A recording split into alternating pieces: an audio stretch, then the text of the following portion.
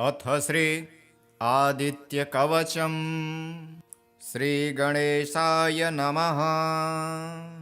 ॐ अस्य श्री आदित्यकवच स्तोत्र महामन्त्रस्य याज्ञवल्क्यो महर्षिः अनुष्टुप जगदीच्छन्दसि घृणीरिति बीजं सूर्य इति शक्तिः आदित्य इति कीलकम् श्री सूर्यनारायण प्रीत्यर्थे जपे विनियोगः। ध्यानम् उदयाचलमागत्य वेदरूपमनामयं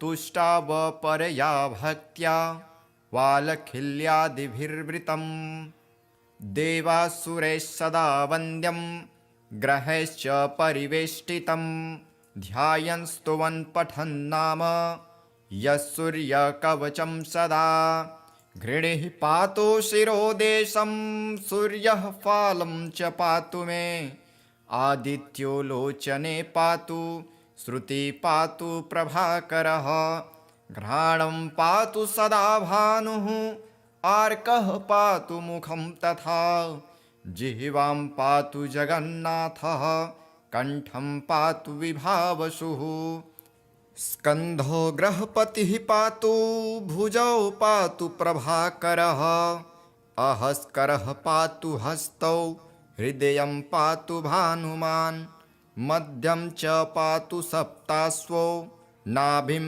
पातु नभो मणिः द्वादशात्मा कटिं पातु सविता पातु श्रिक्रिणी उरु पातु सुरश्रेष्ठो जानुनी पातु भास्करः जङ्घे पातु च मार्तण्डो गलं पातु त्विषाम्पतिः पादो वृन्धः सदा पातु मित्रोऽपि सकलं वपुः वेदत्रयात्मक स्वामिन् नारायण जगत्पते आयातयामं तं किञ्चित् द्वेदरूपः प्रभाकरः स्तोत्रेणानेन सन्तुष्टो वालखिल्यादिभिर्वृतः साक्षाद्वेदमयो देवो रथारूढः समागतः तं दृष्ट्वा सह योत्थाय दण्डवत् प्रणमन् भुवि कृताञ्जलिपुटो भूत्वा सूर्यस्याग्रे स्थितस्तदा वेदमूर्तिर्महाभागो ज्ञानदृष्टिर्विचार्य च ब्रह्मणा स्थापितं पूर्वं यातयाम विवर्जितं सत्त्वप्रधानं शुक्लाख्यं वेदरूपमनामयं शब्दब्रह्ममयं वेदं सत्कर्म ब्रह्मवाचकं मुनिमध्यापयामास प्रथमं सविता स्वयं तेन प्रथमदत्तेन वेदेन परमेश्वरः याज्ञवल्क्यो मुनिश्रेष्ठः कृतकृत्यो भवत्तदा ऋगाति सकलान् वेदान् ज्ञातवान् सूर्यसन्निधौ इदं प्रोक्तं महापुण्यं पवित्रं पापनाशनं यः पठेत् शृणुयाद्वापि सर्वपापैः प्रमुच्यते वेदार्थज्ञानसम्पन्न सूर्यलोकमवाप्नुयात्। श्रीगणेशाय नमः। ॐ अस्य आदित्यहृदयस्तोत्रागस्त्य ऋषिः अनुष्टुप्छन्दः आदित्यहृदयभूतो भगवान् ब्रह्मदेवता निरस्ताशेषविघ्नतया ब्रह्मा विद्यासिद्ध्यौ सर्वत्र जयसिद्ध्यौ च विनियोगः। अथ स्तोत्र ततो युद्धपरिश्रान्तं समरे चिन्तया स्थितं रावणं चाग्रतो दृष्ट्वा युद्धाय समुपस्थितं दैवतश्च समागम्य द्रष्टुमभ्यागतो रणम् उपगम्याब्रवीद् राम अगस्त्यो भगवांस्तदा राम राम महाबाहो शृणु गुह्यं सनातनं येन सर्वा नरीन् वत्स समरे विजयिष्यसे आदित्यहृदयं पुण्यं सर्वशत्रुविनाशनं जयावहं जपन्नित्यं अक्षयं परमं शिवं सर्वमङ्गलमाङ्गल्ये सर्वपापप्रणाशनं चिन्ताशोकप्रशमनम् आयुर्वर्धनमुत्तमं रश्मिमन्तं समुद्यन्तं देवासुरनमस्कृतं पूजयस्व विवस्वन्तं भास्करं भुवनेश्वरं सर्वदेवात्मको ह्येष तेजस्वी रश्मिभावनः एष देवासुरगणान् लोकान् पाति गभस्तिभिः एष ब्रह्मा च विष्णुश्च शिवः स्कन्दः प्रजापतिः महेन्द्रो धनदः कालो यमः सोमो ह्यपाम्पतिः पितरो वसवः साध्या अश्विनो मरुतो मनुः वायुर्हीनः प्रजाप्राण ऋतुकर्ता प्रभाकरः आदित्यः सविता सूर्यः खगः पूषा गभस्तिमान् सुवर्णसदृशो भानुर्हिरण्यरेता दिवाकरः हरिदस्वसहस्रार्चिर्सप्तसप्तिर्मरीचिमान् तिमिरोन्मथनः शम्भोस्त्वष्टा मार्तण्डो सुबान् हिरण्यगर्भशिशिरस्तपनो हस्करो रविः अग्निगर्भोदिते पुत्रः शङ्खं शिशिरनाशनः व्योमनाथस्तमो भेदी ऋग्यजुःसामपारगः धनवृष्टिरपां मित्रो विन्ध्यवीथिप्लवङ्गमः आतपी मण्डली मृत्युः पिङ्गलः सर्वतापनः कविर्विश्वो महातेजः रक्तः सर्वभवोद्भवः नक्षत्रग्रहताराणाम् अधिपो विश्वभावनः तेजसामपि तेजस्वी द्वादशात्मन्नमोऽस्तु ते नमः पूर्वाय गिरये पश्चिमायाद्रये नमः ज्योतिर्गणानां पतये दीनाधिपतये नमः जयाय जयभद्राय हर्यस्वाय नमो नमः नमो नमः सहस्रांशो आदित्याय नमो नमः नमः उग्राय वीराय सारंगाय नमो नमः नमः पद्मप्रबोधाय प्रचण्डाय नमोऽस्तु ते ब्रह्मेशानाच्युतेशाय सुरायादित्यवर्चसे भास्वते सर्वभक्षाय रौद्राय वपुषे नमः तमोघ्नाय हिमघ्नाय शत्रुघ्नायामितात्मने कृतघ्नाय देवाय ज्योतिषां पतये नमः तप्तचामीकराभाय हरये विश्वकर्मणे नमस्तमोभिनिर्घ्नाय रुचये लोकसाक्षिणे नाशयत्येष वैभूतं तमेष सृजति प्रभुः पायत्येष तपस्त्येष वर्षत्येष गभस्थिभिः एष सुप्तेषु जागर्ति भूतेषु परिनिष्ठितः एष चैवाग्निहोत्रं च फलं चैवाग्निहोत्रिणां देवाश्च क्रतवश्चैव क्रतूनां फलमेव च यानि कृत्यानि लोकेषु सर्वेषु परमं प्रभुः एनमापत्सु कृच्छ्रेषु कान्तारेषु भयेषु च कीर्तयन् पुरुषः कश्चिन् त्रावसीदति राघव पूजयस्वैनमेकाग्रो देवदेवं जगत्पतिम्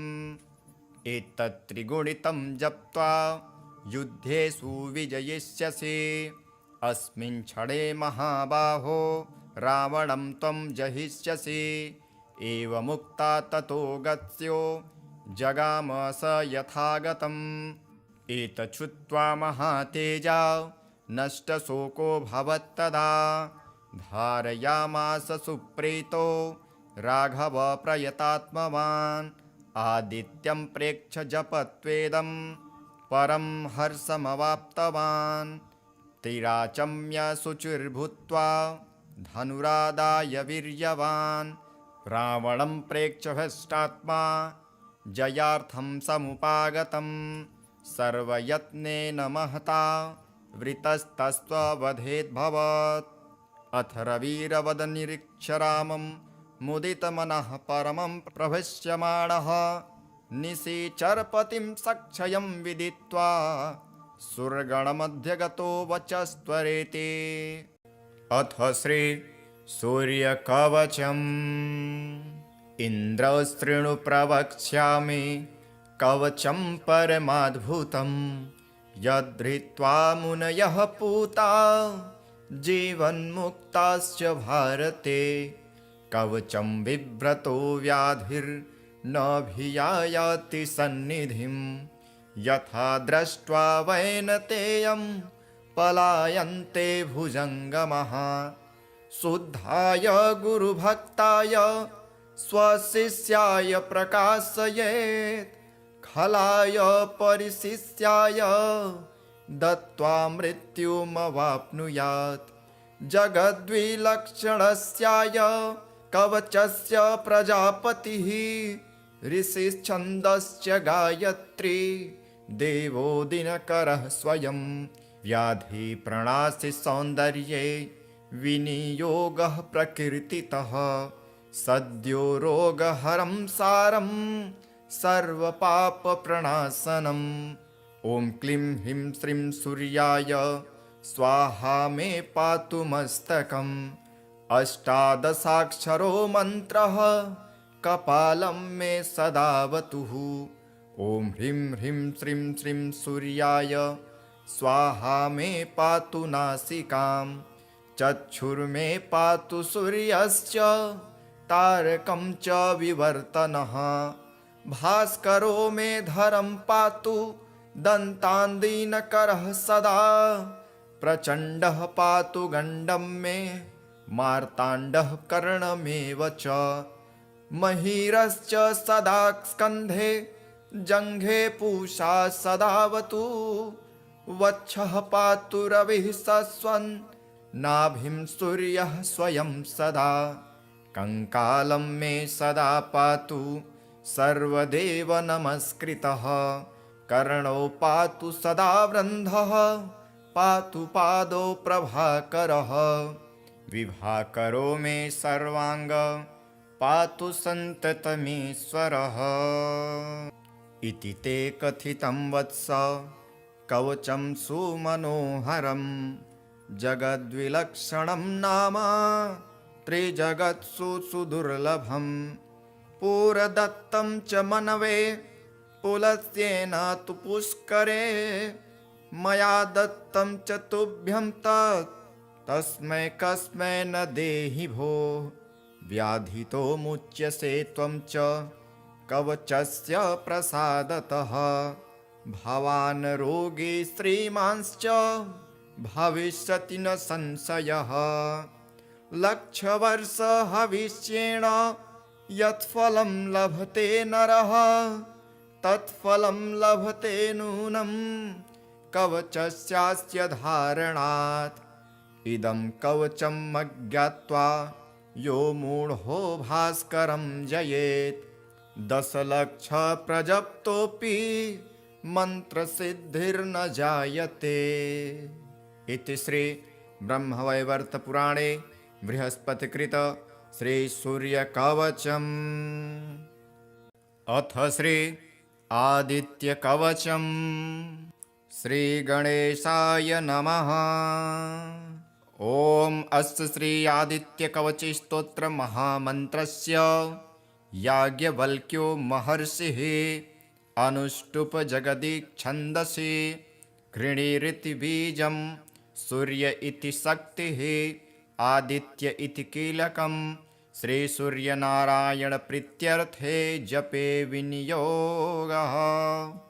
ध्यानम् उदयाचलमागत्य वेदरूपमनामयं तुष्टावपरया भक्त्या वालखिल्यादिभिर्वृतं देवासुरैः सदा वन्द्यं ग्रहैश्च परिवेष्टितं ध्यायन् स्तुवन् पठन् नाम यः सूर्यकवचं सदा घृणिः पातु शिरोदेशं सूर्यः फालं च पातु मे आदित्यो लोचने पातु श्रुति पातु प्रभाकरः घ्राणं पातु सदा भानुः आर्कः पातु मुखं तथा जिह्वां पातु जगन्नाथः कण्ठं पातु विभावसुः स्कन्धो ग्रहपतिः पातु भुजौ पातु प्रभाकरः अहस्करः पातु हस्तौ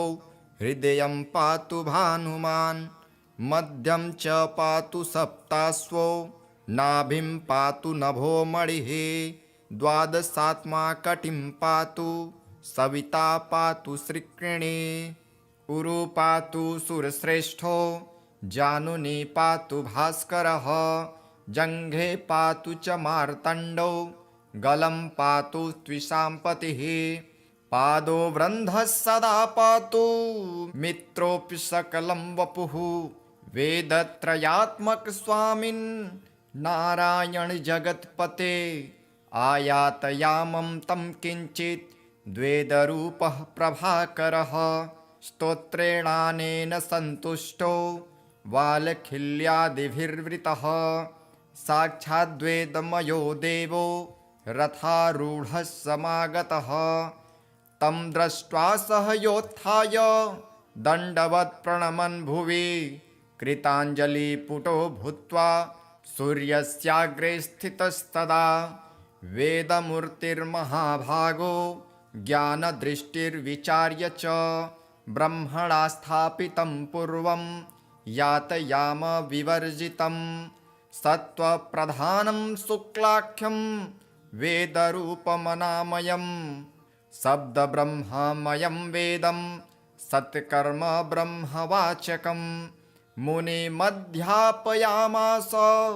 प्रथमं सविता स्वयं तेन प्रथमदत्तेन वेदेन परमेश्वरः याज्ञवल्क्यो मुनिश्रेष्ठः कृतकृत्यो भवत्तदा ऋगाति सकलान् वेदान् ज्ञातवान् सूर्यसन्निधौ इदं प्रोक्तं महापुण्यं पवित्रं पापनाशनं यः पठेत् शृणुयाद्वापि सर्वपापै प्रमुच्यते वेदार्थज्ञानसम्पन्न सूर्यलोकमवाप्नुयात्।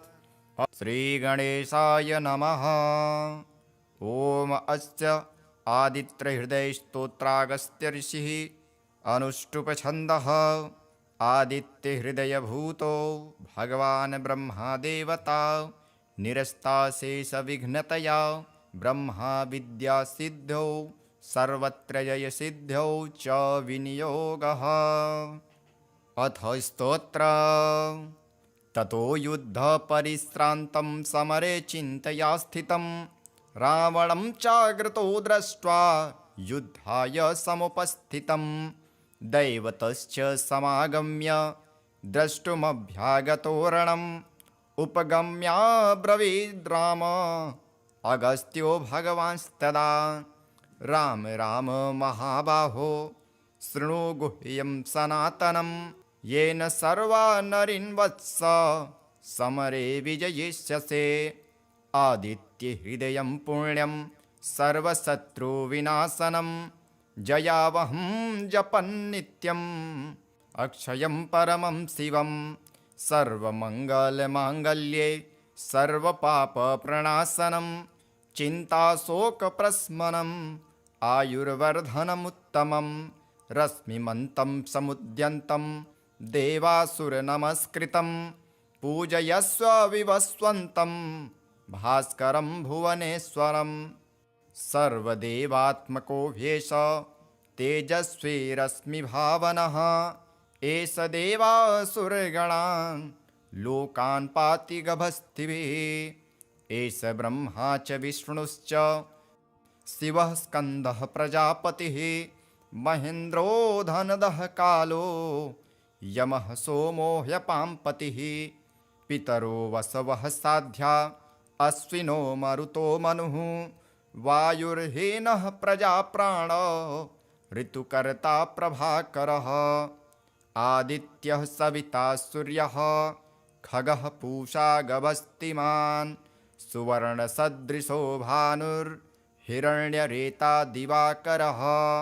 हरिदस्वसहस्रार्चिर्सप्तसप्तिर्मरीचिमान् तिमिरोन्मथनः शम्भोस्त्वष्टा मार्तण्डो सुबान् हिरण्यगर्भशिशिरस्तपनो हस्करो रविः अग्निगर्भोदिते पुत्रः शङ्खं शिशिरनाशनः व्योमनाथस्तमो भेदी ऋग्यजुःसामपारगः धनवृष्टिरपां मित्रो विन्ध्यवीथिप्लवङ्गमः आतपी मण्डली मृत्युः पिङ्गलः सर्वतापनः कविर्विश्वो महातेजः रक्तः सर्वभवोद्भवः नक्षत्रग्रहताराणाम् अधिपो विश्वभावनः तेजसामपि तेजस्वी द्वादशात्मन्नमोऽस्तु ते नमः पूर्वाय गिरये पश्चिमायाद्रये नमः ज्योतिर्गणानां पतये दीनाधिपतये नमः जयाय जयभद्राय हर्यस्वाय नमो नमः नमो नमः सहस्रांशो आदित्याय नमो नमः नमः उग्राय वीराय सारंगाय नमो नमः नमः पद्मप्रबोधाय प्रचण्डाय नमोऽस्तु ते ब्रह्मेशानाच्युतेशाय सुरायादित्यवर्चसे भास्वते सर्वभक्षाय रौद्राय वपुषे नमः तमोघ्नाय हिमघ्नाय शत्रुघ्नायामितात्मने कृतघ्नाय देवाय ज्योतिषां पतये नमः तप्तचामीकराभाय हरये विश्वकर्मणे नमस्तमोभिनिर्घ्नाय रुचये लोकसाक्षिणे नाशयत्येष वैभूतं तमेष सृजति प्रभुः पायत्येष तपस्त्येष वर्षत्येष गभस्थिभिः एष सुप्तेषु जागर्ति भूतेषु परिनिष्ठितः एष चैवाग्निहोत्रं च फलं चैवाग्निहोत्रिणां देवाश्च क्रतवश्चैव क्रतूनां फलमेव च यानि कृत्यानि लोकेषु सर्वेषु परमं प्रभुः एनमापत्सु कृच्छ्रेषु कान्तारेषु भयेषु च कीर्तयन् पुरुषः कश्चिन् त्रावसीदति राघव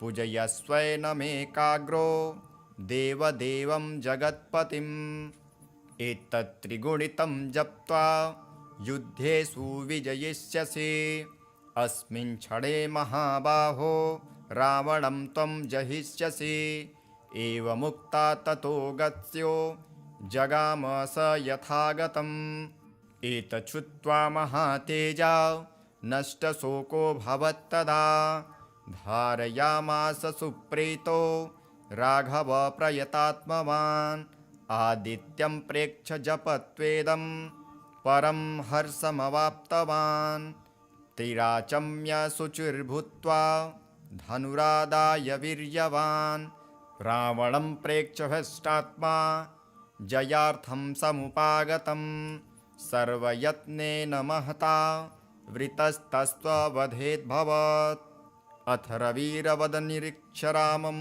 मुदितमनः परमं प्रभष्यमाणः निशिचरपतिं सक्षयं विदित्वा सुरगणमध्यगतो वचस्त्वरेति अथ श्री सूर्यकवचम् इन्द्रस्तृणु प्रवक्ष्यामि कवचं परमाद्भुतं यद्धृत्वा मुनयः पूता जीवन्मुक्ताश्च भारते कवचं बिभ्रतो व्याधिर्नभियायाति सन्निधिं यथा दृष्ट्वा वैनतेयं पलायन्ते भुजङ्गमः शुद्धाय गुरुभक्ताय स्वशिष्याय प्रकाशयेत् खलाय परिशिष्याय दत्त्वा मृत्युमवाप्नुयात् जगद्विलक्षणस्याय कवचस्य प्रजापतिः ऋषिश्छन्दश्च गायत्री देवो दिनकरः स्वयं व्याधिप्रणाशि सौन्दर्ये विनियोगः प्रकृतितः सद्यो रोगहरं सारं सर्वपापप्रणाशनम् ॐ क्लीं ह्रीं श्रीं सूर्याय स्वाहा मे पातु मस्तकम् अष्टादशाक्षरो मन्त्रः कपालं मे सदावतुः ॐ ह्रीं ह्रीं श्रीं श्रीं सूर्याय स्वाहा मे पातु नासिकाम् चक्षुर्मे पातु सूर्यश्च तारकं च विवर्तनः भास्करो मे धरं पातु दन्तान्दीनकरः सदा प्रचण्डः पातु गण्डं मे मार्ताण्डः कर्णमेव च महीरश्च सदा स्कन्धे जङ्घे पूषा सदावतु वक्षः पातु रविः सस्वन् नाभिं सूर्यः स्वयं सदा कङ्कालं मे सदा पातु सर्वदेव नमस्कृतः कर्णौ पातु सदा वृन्धः पातु पादौ प्रभाकरः विभाकरो मे सर्वाङ्ग पातु सन्ततमीश्वरः इति ते कथितं वत्स कवचं सुमनोहरं जगद्विलक्षणं नाम त्रिजगत्सु सुदुर्लभं पुरदत्तं च मनवे पुलस्येन तु पुष्करे मया दत्तं च तुभ्यं तस्मै कस्मै न देहि भो व्याधितो मुच्यसे त्वं च कवचस्य प्रसादतः भवान् रोगी श्रीमांश्च भविष्यति न संशयः लक्षवर्ष हविष्येण यत्फलं लभते नरः तत्फलं लभते नूनं कवचस्यास्य धारणात् इदं कवचम् अज्ञात्वा यो मूढो भास्करं जयेत् 10 लक्ष प्रजप्तोऽपि मन्त्रसिद्धिर्न जायते। इति श्री ब्रह्मवैवर्तपुराणे बृहस्पतिकृत श्री सूर्यकवचम्। अथ श्री आदित्यकवचम्। श्री गणेशाय नमः। ॐ अस्य श्री आदित्यकवच स्तोत्र महामन्त्रस्य याज्ञवल्क्यो महर्षिः अनुष्टुप जगदीच्छन्दसि घृणीरिति बीजं सूर्य इति शक्तिः आदित्य इति कीलकं श्री सूर्यनारायण प्रीत्यर्थे जपे विनियोगः। ध्यानम् उदयाचलमागत्य वेदरूपमनामयं तुष्टावपरया भक्त्या वालखिल्यादिभिर्वृतं देवासुरैः सदा वन्द्यं ग्रहैश्च परिवेष्टितं ध्यायन् स्तुवन् पठन् नाम यः सूर्यकवचं सदा घृणिः पातु शिरोदेशं सूर्यः फालं च पातु मे आदित्यो लोचने पातु श्रुति पातु प्रभाकरः घ्राणं पातु सदा भानुः आर्कः पातु मुखं तथा जिह्वां पातु जगन्नाथः कण्ठं पातु विभावसुः स्कन्धो ग्रहपतिः पातु भुजौ पातु प्रभाकरः अहस्करः पातु हस्तौ हृदयं पातु भानुमान् मध्यं च पातु सप्ताश्वो नाभिं पातु नभो मणिः द्वादशात्मा कटिं पातु सविता पातु श्रिक्रिणी उरु पातु सुरश्रेष्ठो जानुनी पातु भास्करः जङ्घे पातु च मार्तण्डो गलं पातु त्विषां पतिः पादो वृन्धः सदा पातु मित्रोऽपि सकलं वपुः वेदत्रयात्मक स्वामिन् नारायण जगत्पते आयातयामं तं किञ्चित् द्वेदरूपः प्रभाकरः स्तोत्रेणानेन सन्तुष्टो वालखिल्यादिभिर्वृतः साक्षाद्वेदमयो देवो रथारूढः समागतः तं दृष्ट्वा सह योत्थाय दण्डवत् प्रणमन् भुवि कृताञ्जलिपुटो भूत्वा सूर्यस्याग्रे स्थितस्तदा वेदमूर्तिर्महाभागो ज्ञानदृष्टिर्विचार्य च ब्रह्मणा स्थापितं पूर्वं यातयाम विवर्जितं सत्त्वप्रधानं शुक्लाख्यं वेदरूपमनामयं शब्दब्रह्ममयं वेदं सत्कर्म ब्रह्मवाचकं मुनिमध्यापयामास प्रथमं सविता स्वयं तेन प्रथमदत्तेन वेदेन परमेश्वरः याज्ञवल्क्यो मुनिश्रेष्ठः कृतकृत्यो भवत्तदा ऋगाति सकलान् वेदान् ज्ञातवान् सूर्यसन्निधौ इदं प्रोक्तं महापुण्यं पवित्रं पापनाशनं यः पठेत् शृणुयाद्वापि सर्वपापै प्रमुच्यते वेदार्थज्ञानसम्पन्न सूर्यलोकमवाप्नुयात्। श्रीगणेशाय नमः। ॐ अस्य आदित्यहृदयस्तोत्रागस्त्य ऋषिः अनुष्टुप्छन्दः आदित्यहृदयभूतो भगवान् ब्रह्मदेवता निरस्ताशेषविघ्नतया ब्रह्मा विद्यासिद्ध्यौ सर्वत्र जयसिद्ध्यौ च विनियोगः।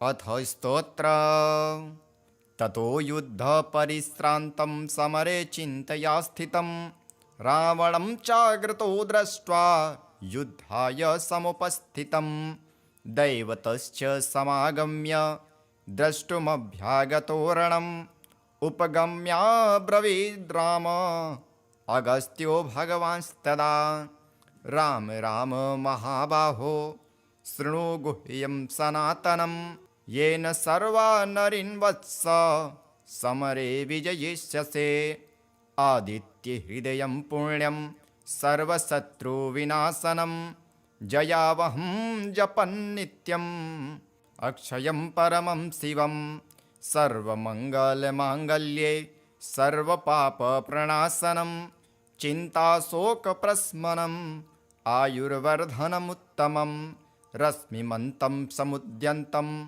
देवासुरनमस्कृतं पूजयस्व विवस्वन्तं भास्करं भुवनेश्वरं सर्वदेवात्मको ह्येष तेजस्वी रश्मिभावनः एष देवासुरगणान् लोकान् पाति गभस्तिभिः एष ब्रह्मा च विष्णुश्च शिवः स्कन्दः प्रजापतिः महेन्द्रो धनदः कालो यमः सोमो ह्यपाम्पतिः पितरो वसवः साध्या अश्विनो मरुतो मनुः वायुर्हीनः प्रजाप्राण ऋतुकर्ता प्रभाकरः आदित्यः सविता सूर्यः खगः पूषा गभस्तिमान् सुवर्णसदृशो भानुर्हिरण्यरेता दिवाकरः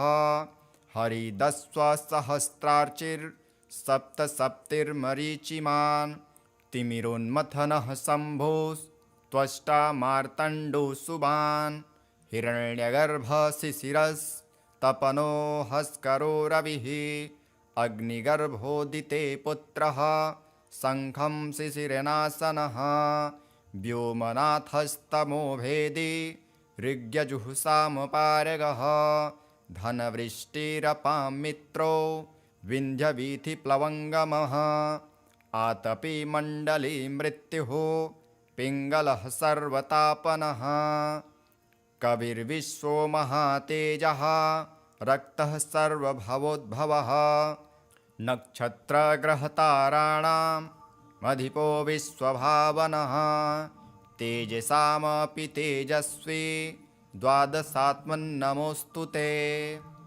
नमः पूर्वाय गिरये पश्चिमायाद्रये नमः ज्योतिर्गणानां पतये दीनाधिपतये नमः जयाय जयभद्राय हर्यस्वाय नमो नमः नमो नमः सहस्रांशो आदित्याय नमो नमः नमः उग्राय वीराय सारंगाय नमो नमः नमः पद्मप्रबोधाय प्रचण्डाय नमोऽस्तु ते ब्रह्मेशानाच्युतेशाय सुरायादित्यवर्चसे भास्वते सर्वभक्षाय रौद्राय वपुषे नमः तमोघ्नाय हिमघ्नाय शत्रुघ्नायामितात्मने कृतघ्नाय देवाय ज्योतिषां पतये नमः तप्तचामीकराभाय हरये विश्वकर्मणे नमस्तमोभिनिर्घ्नाय रुचये लोकसाक्षिणे नाशयत्येष वैभूतं तमेष सृजति प्रभुः पायत्येष तपस्त्येष वर्षत्येष गभस्थिभिः एष सुप्तेषु जागर्ति भूतेषु परिनिष्ठितः एष चैवाग्निहोत्रं च फलं चैवाग्निहोत्रिणां देवाश्च क्रतवश्चैव क्रतूनां फलमेव च यानि कृत्यानि लोकेषु सर्वेषु परमं प्रभुः एनमापत्सु कृच्छ्रेषु कान्तारेषु भयेषु च कीर्तयन् पुरुषः कश्चिन् त्रावसीदति राघव पूजयस्वैनमेकाग्रो देवदेवं जगत्पतिम् एतत्त्रिगुणितं जप्त्वा युद्धेषु विजयिष्यसि अस्मिन् क्षणे महाबाहो रावणं त्वं जहिष्यसि एवमुक्ता ततो गत्स्यो जगाम स यथागतम् एतच्छ्रुत्वा महातेजा नष्टशोको भवत्तदा धारयामास सुप्रीतो राघव प्रयतात्मवान् आदित्यं प्रेक्ष्य जपत्वेदं परं हर्षमवाप्तवान् तिराचम्य शुचिर्भूत्वा धनुरादाय वीर्यवान् रावणं प्रेक्ष्य हृष्टात्मा जयार्थं समुपागतं सर्वयत्नेन महता वृतस्तस्त्ववधेद्भवत् अथ रविरवदनिरीक्ष्य रामं मुदितमनः परमं प्रभष्यमाणः निशिचरपतिं सक्षयं विदित्वा सुरगणमध्यगतो वचस्त्वरेति अथ श्री सूर्यकवचम् इन्द्रशृणु प्रवक्ष्यामि कवचं परमाद्भुतं यद्धृत्वा मुनयः पूता जीवन्मुक्ताश्च भारते कवचं बिभ्रतो व्याधिर्नभियायाति सन्निधिं यथा दृष्ट्वा वैनतेयं पलायन्ते भुजङ्गमः शुद्धाय गुरुभक्ताय स्वशिष्याय प्रकाशयेत् खलाय परिशिष्याय दत्त्वा मृत्युमवाप्नुयात् जगद्विलक्षणस्याय कवचस्य प्रजापतिः ऋषिश्छन्दश्च गायत्री देवो दिनकरः स्वयं व्याधिप्रणाशि सौन्दर्ये विनियोगः प्रकीर्तितः सद्यो रोगहरं सारं सर्वपापप्रणाशनम् ॐ क्लीं ह्रीं श्रीं सूर्याय स्वाहा मे पातु मस्तकम् अष्टादशाक्षरो मन्त्रः कपालं मे सदावतुः ॐ ह्रीं ह्रीं श्रीं श्रीं सूर्याय स्वाहा मे पातु नासिकाम् चक्षुर्मे पातु सूर्यश्च तारकं च विवर्तनः भास्करो मे धरं पातु दन्तान्दीनकरः सदा प्रचण्डः पातु गण्डं मे मार्ताण्डः कर्णमेव च महीरश्च सदा स्कन्धे जङ्घे पूषा सदावतु वक्षः पातु रविः सस्वन् नाभिं सूर्यः स्वयं सदा कङ्कालं मे सदा पातु सर्वदेव नमस्कृतः कर्णौ पातु सदा वृन्धः पातु पादौ प्रभाकरः विभाकरो मे सर्वाङ्ग पातु सन्ततमीश्वरः इति ते कथितं वत्स कवचं सुमनोहरं जगद्विलक्षणं नाम त्रिजगत्सु सुदुर्लभं पुरदत्तं च मनवे पुलस्त्येन तु पुष्करे मया दत्तं च तुभ्यं तस्मै कस्मै न देहि भो व्याधितो मुच्यसे त्वं च कवचस्य प्रसादतः भवान् रोगी श्रीमांश्च भविष्यति न संशयः लक्षवर्ष हविष्येण यत्फलं लभते नरः तत्फलं लभते नूनं कवचस्यास्य धारणात् इदं कवचम् अज्ञात्वा यो मूढो भास्करं जयेत् 10 लक्ष प्रजप्तोऽपि मन्त्रसिद्धिर्न जायते। इति श्री ब्रह्मवैवर्त पुराणे बृहस्पतिकृत श्री सूर्यकवचम्।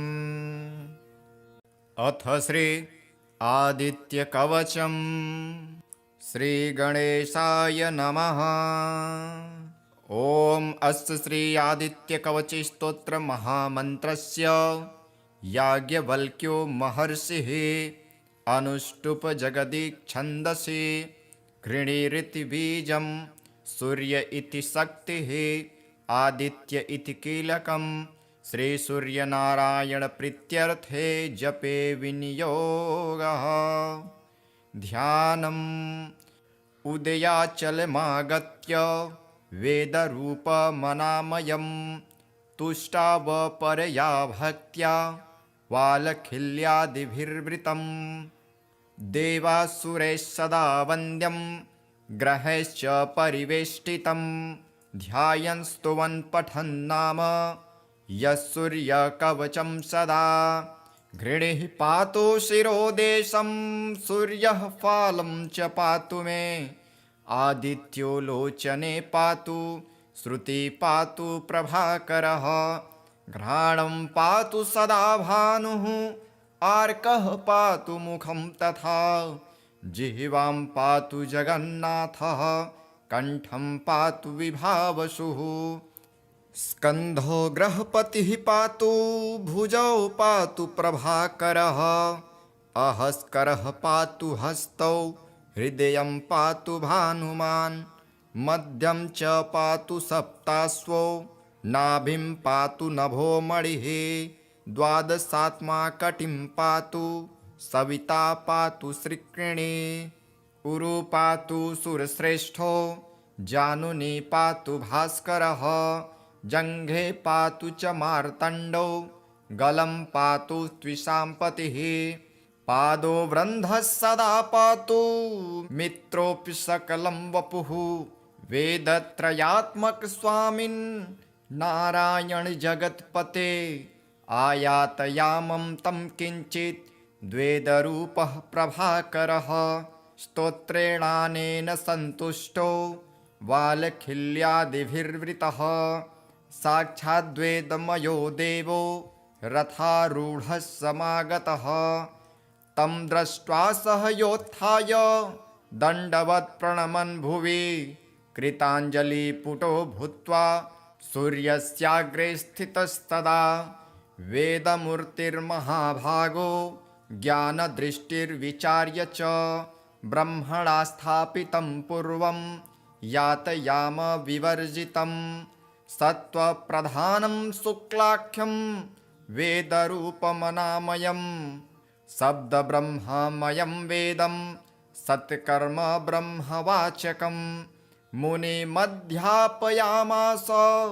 प्रथमं सविता स्वयं तेन प्रथमदत्तेन वेदेन परमेश्वरः याज्ञवल्क्यो मुनिश्रेष्ठः कृतकृत्यो भवत्तदा ऋगाति सकलान् वेदान् ज्ञातवान् सूर्यसन्निधौ इदं प्रोक्तं महापुण्यं पवित्रं पापनाशनं यः पठेत् शृणुयाद्वापि सर्वपापै प्रमुच्यते वेदार्थज्ञानसम्पन्न सूर्यलोकमवाप्नुयात्। श्रीगणेशाय नमः। ॐ अस्य आदित्यहृदयस्तोत्रागस्त्य ऋषिः अनुष्टुप्छन्दः आदित्यहृदयभूतो भगवान् ब्रह्मदेवता निरस्ताशेषविघ्नतया ब्रह्मा विद्यासिद्ध्यौ सर्वत्र जयसिद्ध्यौ च विनियोगः। अथ स्तोत्र।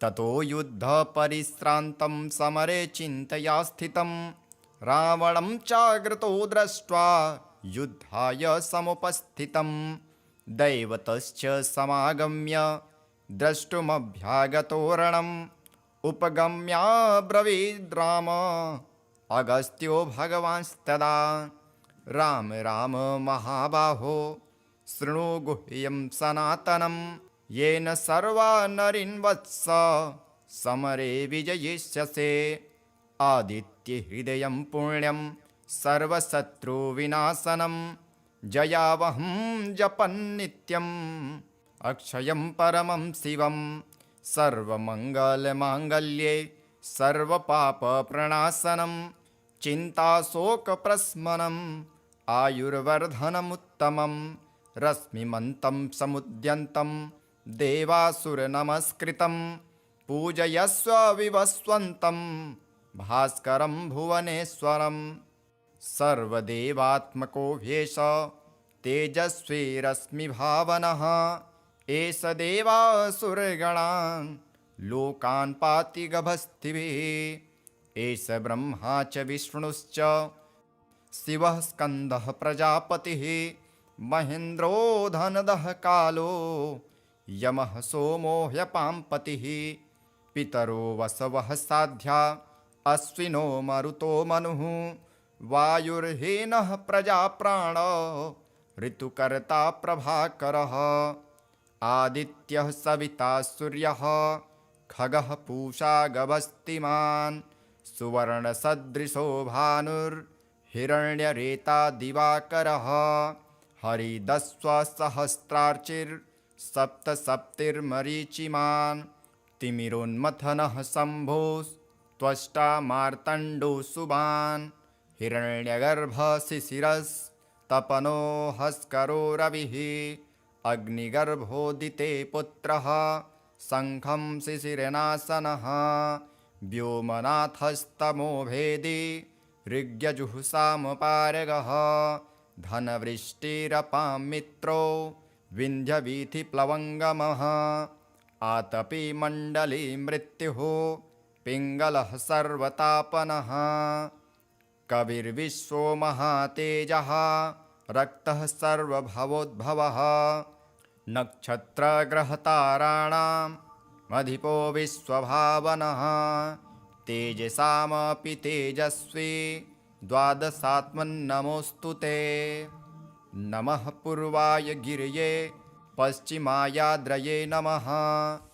ज्योतिर्गणानां पतये दीनाधिपतये नमः जयाय जयभद्राय हर्यस्वाय नमो नमः नमो नमः सहस्रांशो आदित्याय नमो नमः नमः उग्राय वीराय सारंगाय नमो नमः नमः पद्मप्रबोधाय प्रचण्डाय नमोऽस्तु ते ब्रह्मेशानाच्युतेशाय सुरायादित्यवर्चसे भास्वते सर्वभक्षाय रौद्राय वपुषे नमः। तमोघ्नाय हिमघ्नाय शत्रुघ्नायामितात्मने कृतघ्नाय देवाय ज्योतिषां पतये नमः। तप्तचामीकराभाय हरये विश्वकर्मणे नमस्तमोभिनिर्घ्नाय रुचये लोकसाक्षिणे। नाशयत्येष वैभूतं तमेष सृजति हि प्रभुः। पायत्येष तपस्त्येष वर्षत्येष गभस्थिभिः। एष सुप्तेषु जागर्ति भूतेषु परिनिष्ठितः।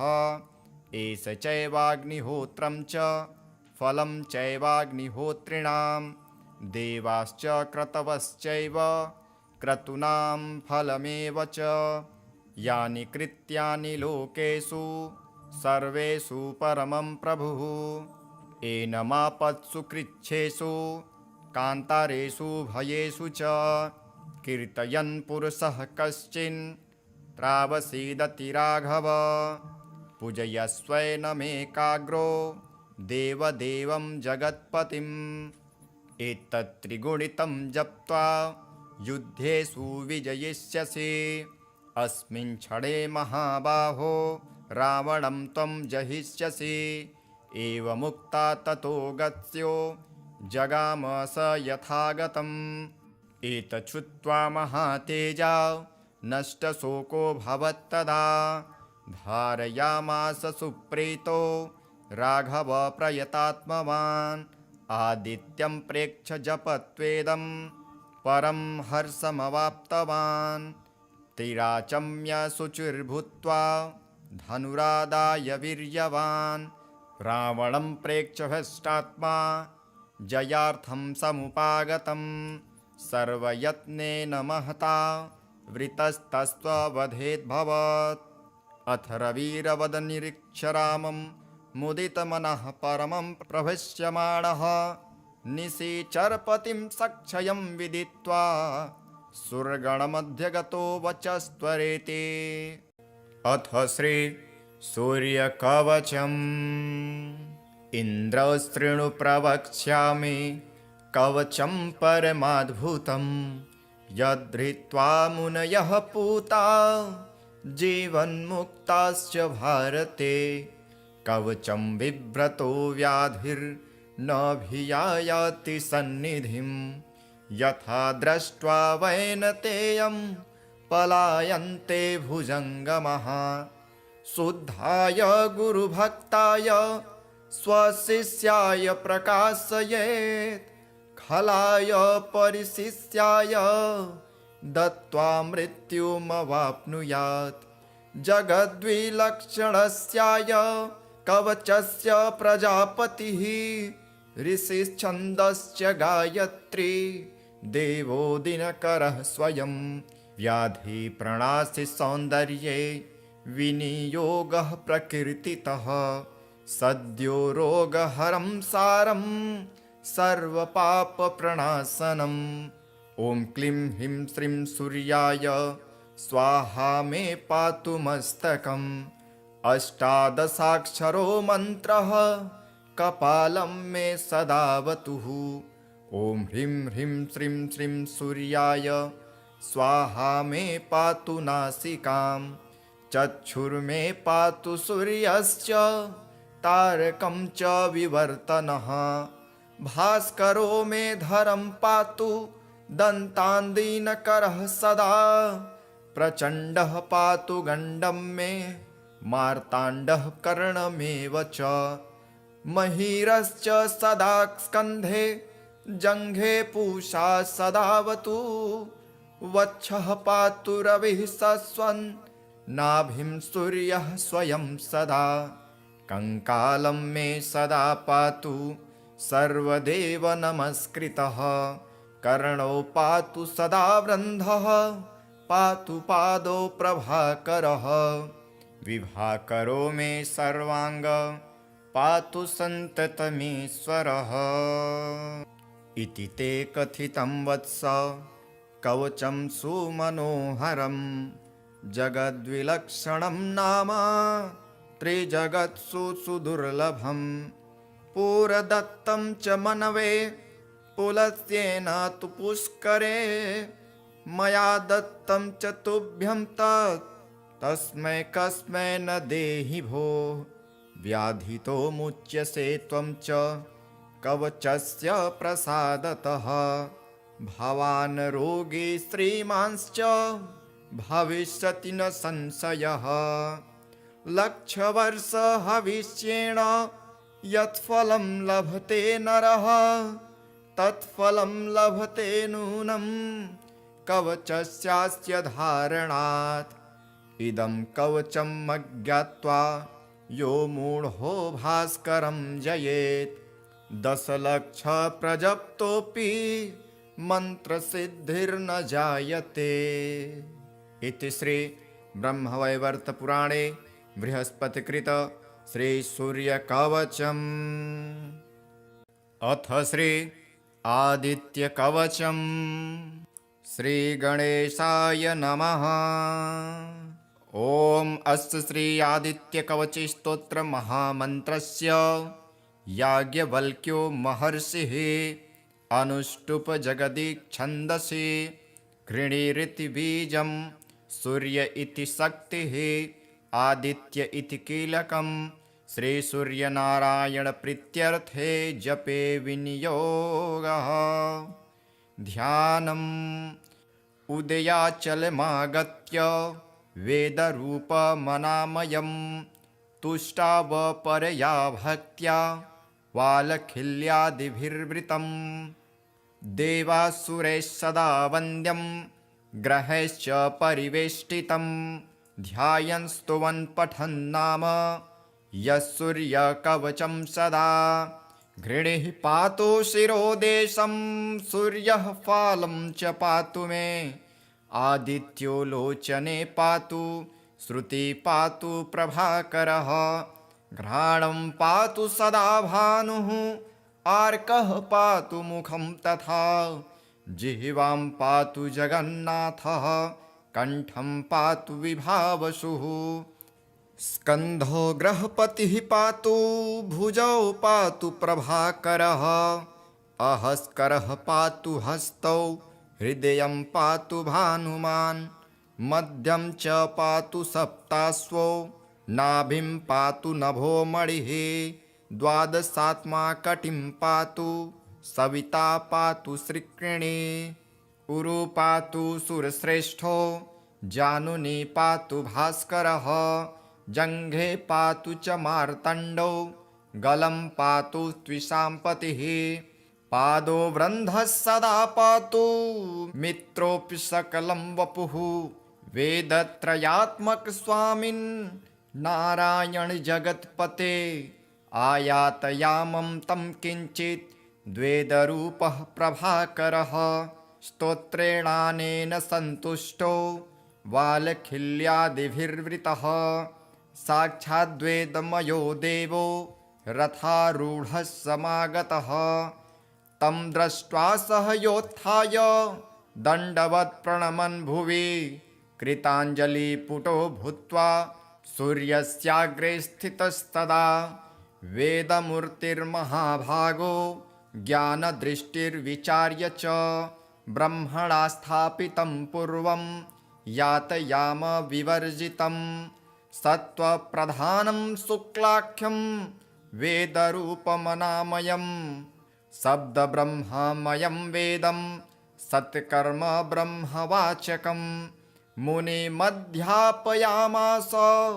प्रथमं सविता स्वयं तेन प्रथमदत्तेन वेदेन परमेश्वरः याज्ञवल्क्यो मुनिश्रेष्ठः कृतकृत्यो भवत्तदा ऋगाति सकलान् वेदान् ज्ञातवान् सूर्यसन्निधौ इदं प्रोक्तं महापुण्यं पवित्रं पापनाशनं यः पठेत् शृणुयाद्वापि सर्वपापै प्रमुच्यते वेदार्थज्ञानसम्पन्न सूर्यलोकमवाप्नुयात्। श्रीगणेशाय नमः। ॐ अस्य आदित्यहृदयस्तोत्रागस्त्य ऋषिः अनुष्टुप्छन्दः आदित्यहृदयभूतो भगवान् ब्रह्मादेवता निरस्ताशेषविघ्नतया ब्रह्मा विद्यासिद्ध्यौ सर्वत्र जयसिद्ध्यौ च विनियोगः। अथ स्तोत्र। ततो युद्धपरिश्रान्तं समरे चिन्तया स्थितं रावणं चाग्रतो दृष्ट्वा युद्धाय समुपस्थितं दैवतश्च समागम्य द्रष्टुमभ्यागतो रणम् उपगम्याब्रवीद् राम अगस्त्यो भगवांस्तदा राम राम महाबाहो शृणु गुह्यं सनातनं येन सर्वा नरीन् वत्स समरे विजयिष्यसे आदित्यहृदयं पुण्यं सर्वशत्रुविनाशनं जयावहं जपन्नित्यम् अक्षयं परमं शिवं सर्वमङ्गलमाङ्गल्ये सर्वपापप्रणाशनं चिन्ताशोकप्रशमनम् आयुर्वर्धनमुत्तमं रश्मिमन्तं समुद्यन्तं देवासुरनमस्कृतं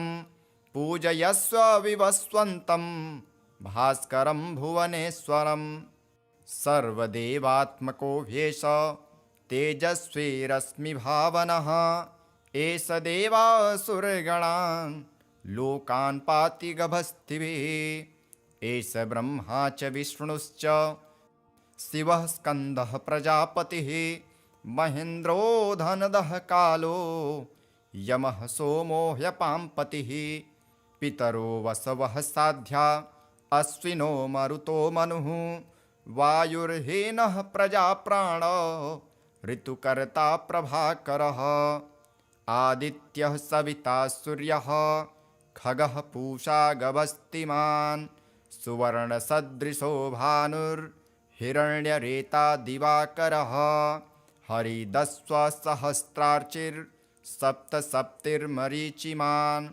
तिमिरोन्मथनः शम्भोस्त्वष्टा मार्तण्डो सुबान् हिरण्यगर्भशिशिरस्तपनो हस्करो रविः अग्निगर्भोदिते पुत्रः शङ्खं शिशिरनाशनः व्योमनाथस्तमो भेदी ऋग्यजुःसामपारगः धनवृष्टिरपां मित्रो विन्ध्यवीथिप्लवङ्गमः आतपी मण्डली मृत्युः पिङ्गलः सर्वतापनः कविर्विश्वो महातेजः रक्तः सर्वभवोद्भवः नक्षत्रग्रहताराणाम् अधिपो विश्वभावनः तेजसामपि तेजस्वी द्वादशात्मन्नमोऽस्तु ते नमः पूर्वाय गिरये पश्चिमायाद्रये नमः ज्योतिर्गणानां पतये दीनाधिपतये नमः जयाय जयभद्राय हर्यस्वाय नमो नमः नमो नमः सहस्रांशो आदित्याय नमो नमः नमः उग्राय वीराय सारंगाय नमो नमः नमः पद्मप्रबोधाय प्रचण्डाय नमोऽस्तु ते ब्रह्मेशानाच्युतेशाय सुरायादित्यवर्चसे भास्वते सर्वभक्षाय रौद्राय वपुषे नमः तमोघ्नाय हिमघ्नाय शत्रुघ्नायामितात्मने कृतघ्नाय देवाय ज्योतिषां पतये नमः तप्तचामीकराभाय हरये विश्वकर्मणे नमस्तमोभिनिर्घ्नाय रुचये लोकसाक्षिणे नाशयत्येष वैभूतं तमेष सृजति प्रभुः पायत्येष तपस्त्येष वर्षत्येष गभस्थिभिः एष सुप्तेषु जागर्ति भूतेषु परिनिष्ठितः एष चैवाग्निहोत्रं च फलं चैवाग्निहोत्रिणां देवाश्च क्रतवश्चैव क्रतूनां फलमेव च यानि कृत्यानि लोकेषु सर्वेषु परमं प्रभुः। एनमापत्सु कृच्छ्रेषु कान्तारेषु भयेषु च कीर्तयन् पुरुषः कश्चिन् त्रावसीदति राघव। पूजयस्वैनमेकाग्रो देवदेवं जगत्पतिम्। एतत्त्रिगुणितं जप्त्वा युद्धेषु विजयिष्यसि। अस्मिन् क्षणे महाबाहो रावणं त्वं जहिष्यसि। एवमुक्ता ततो गत्स्यो जगाम स यथागतम्। एतच्छ्रुत्वा महातेजा नष्टशोको भवत्तदा। धारयामास सुप्रीतो राघव प्रयतात्मवान्। आदित्यं प्रेक्ष्य जपत्वेदं परं हर्षमवाप्तवान्। तिराचम्य शुचिर्भूत्वा धनुरादाय वीर्यवान्। रावणं प्रेक्ष्य हृष्टात्मा जयार्थं समुपागतम्। सर्वयत्नेन महता वृतस्तस्त्ववधेद्भवत्। अथ रविरवदनिरीक्ष्य रामं मुदितमनः परमं प्रभष्यमाणः। निशिचरपतिं सक्षयं विदित्वा सुरगणमध्यगतो वचस्त्वरेति। अथ श्री सूर्यकवचम्। इन्द्रस्तृणु प्रवक्ष्यामि कवचं परमाद्भुतं। यद्धृत्वा मुनयः पूता जीवन्मुक्ताश्च भारते। कवचं बिभ्रतो व्याधिर्नभियायाति सन्निधिं। यथा दृष्ट्वा वैनतेयं पलायन्ते भुजङ्गमः। शुद्धाय गुरुभक्ताय स्वशिष्याय प्रकाशयेत्। खलाय परिशिष्याय दत्त्वा मृत्युमवाप्नुयात्। जगद्विलक्षणस्याय कवचस्य प्रजापतिः। ऋषिश्छन्दश्च गायत्री देवो दिनकरः स्वयं। व्याधिप्रणाशि सौन्दर्ये विनियोगः प्रकीर्तितः। सद्यो रोगहरं सारं सर्वपापप्रणाशनम्। ॐ क्लीं ह्रीं श्रीं सूर्याय स्वाहा मे पातु मस्तकम्। अष्टादशाक्षरो मन्त्रः कपालं मे सदावतुः। ॐ ह्रीं ह्रीं श्रीं श्रीं सूर्याय स्वाहा मे पातु नासिकाम्। चक्षुर्मे पातु सूर्यश्च तारकं च विवर्तनः। भास्करो मे धरं पातु दन्तान्दीनकरः सदा। प्रचण्डः पातु गण्डं मे मार्ताण्डः कर्णमेव च। महिरश्च सदा स्कन्धे जङ्घे पूषा सदावतु। वक्षः पातु रविः सस्वन् नाभिं सूर्यः स्वयं सदा। कङ्कालं मे सदा पातु सर्वदेव नमस्कृतः।